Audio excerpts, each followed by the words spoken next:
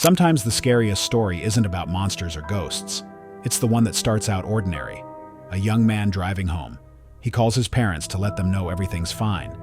He says he'll be there soon. And then, he vanishes. Without a trace, without a sound. On a quiet road in the middle of Minnesota. It happened on May 14, 2008. Brandon Swanson, 19 years old, was a college student. Smart, cheerful, curious. He was studying electrical work, loved cars and movies, and had dreams of one day opening his own shop.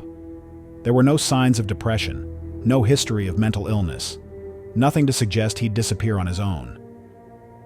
That evening, Brandon had gone to a small get-together with college friends in Canby, Minnesota.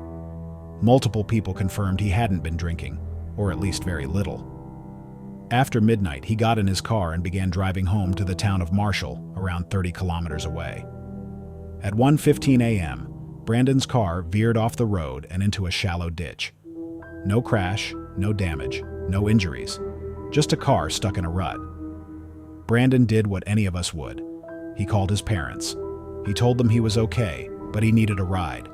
He believed he was near the town of Lind, not far from Marshall. His dad, Brian, got in the car with his mother and began driving to find him.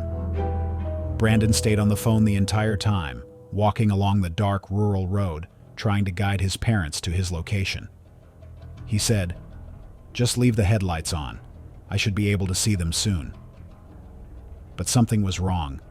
Even after minutes of searching, Brandon couldn't see their car, and his father couldn't see Brandon. They were both on the phone, driving and walking, describing landmarks, road curves, mailboxes, but nothing matched. They were both convinced they were doing the right thing, but somehow, they kept missing each other. Brandon started to get irritated.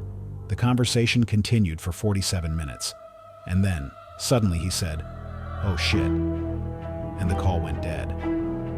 At first, his parents thought maybe he'd dropped the phone or was startled by something. They called back. The phone rang. No voicemail, no busy signal, just no answer. It rang for nearly an hour, and then silence. By morning, when there was still no contact, they called the police. At first, the authorities dismissed the case. Brandon was 19, technically an adult. He'd probably just gone to a friend's house. Maybe he'd had an argument with his parents, but they insisted. Brandon would never disappear without a word. He was scared, disoriented, and now he was gone. Later that morning, Brandon's car was found, but not near Lind as he had believed. It was actually outside of Taunton, nearly 30 kilometers away. How could he be so wrong? He knew this area. He'd driven these roads before. It was flat farmland, no forests, no confusing terrain, and yet he was completely disoriented. This was the first red flag, and then came the second. Near the vehicle, there were no signs of struggle, no blood, no drag marks, no signs of a second car. The keys were missing, but the windows were rolled up. The car was intact. Everything suggested Brandon had just stepped out and walked away, and that's what he did. Tracking dogs followed his trail from the car down a gravel road, across a field, to a riverbank.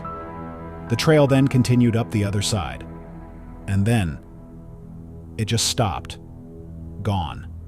There were no further tracks, no evidence that he had continued walking, no scent, as if he had simply vanished mid-step. Search teams combed the area with dogs, helicopters, drones, and volunteers. Nothing. Not his glasses. Not his phone. Not his shoes. Not a single item has ever been recovered. Even stranger, his phone continued to ping cell towers for nearly an hour after the call ended. He was alive, somewhere nearby, but he never called anyone again. And then the phone went dark forever. Years passed. Every spring, volunteers and police returned. New search methods, new satellite imagery, K9 units, that he somehow stepped into another layer of reality and never came back. They point out that tracking dogs always lost his scent at the same spot, by a cluster of trees at the edge of the field. One searcher said the air there felt wrong.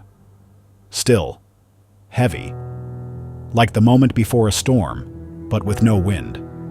He called it the quietest place I've ever stood in. Then there are locals who believe they've seen Brandon, a tall young man in a black hoodie walking alone on a dirt road. When they look again, he's gone. One farmer said, "He waved at me and walked into the corn, but there's no trail there, just field." This case has led to real change. In 2009, Minnesota passed Brandon's law requiring police to take every missing adult report seriously and respond immediately, regardless of age or assumption. But it brought no closure. Every May 14th, volunteers gather again. They turn on their flashlights and walk the same dark roads, hoping somehow to find something. Anything. So far, nothing. To this day, the last sound anyone ever heard from Brandon Swanson was the quiet click of a call dropping after a single final word. Oh shit. And perhaps more chilling than anything else is what came before it. The calm, the trust, the belief he was going the right way. His last words to his father? "I'm coming. Just keep your headlights on."